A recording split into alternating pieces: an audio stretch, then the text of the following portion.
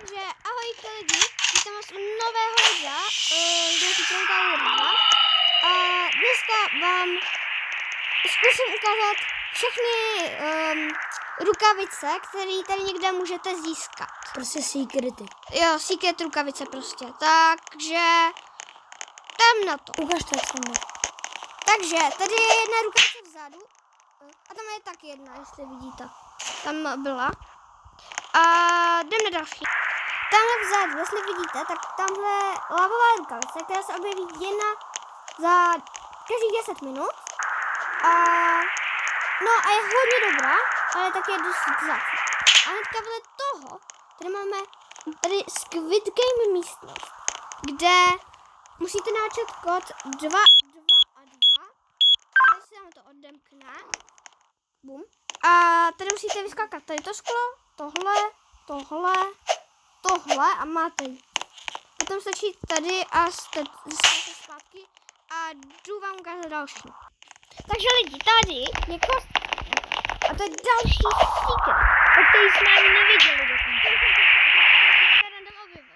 A tady máte takovouhle krásnou nějakou stříbrnou rukavici.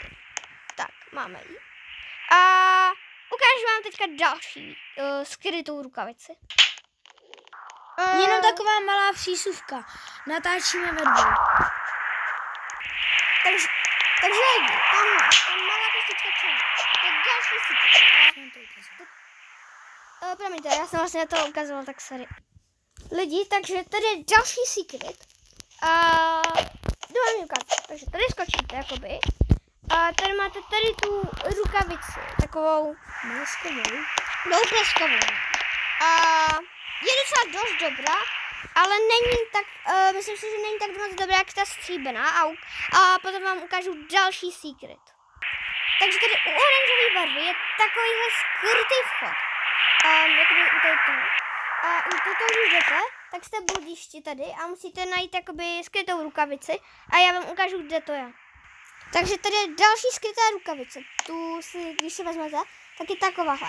To je dost dobrá. A tady tím se vlastně takhle vrátíte jakoby zpátky. A to je další. Jdeme takže na vám... secretku. No, jdeme na další secretku. Takže lidi, to je konec a uvidíme se u dalšího videa. Tohle byla první část, potom natočím druhou část, kde ukážu jakoby další secretky. Tak čau.